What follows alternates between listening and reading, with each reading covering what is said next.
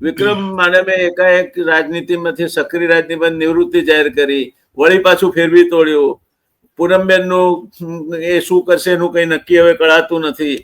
આ બધી પરિસ્થિતિ જામનગરમાં થઈ રહી છે અને એમાં કોઈ પણ પોલિટિકલ પાર્ટીને યોગ્ય ઉમેદવાર એવો મળે કે જેના ઉપર દાવ લગાવો એટલે 100% જીતે, તો આ એક જ ઉમેદવાર છે. You are absolutely right sir.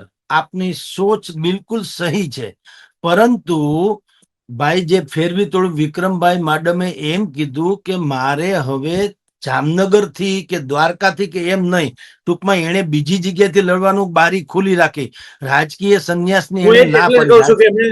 એમણે પછી અને જામનગરનો પ્રભારી મંત્રી રહેલો છું ને વિક્રમભાઈ બીજી રીતે પણ મારા સ્નેહી થાય, મારા ખાસ મિત્રના વેવાય થાય છે, એટલે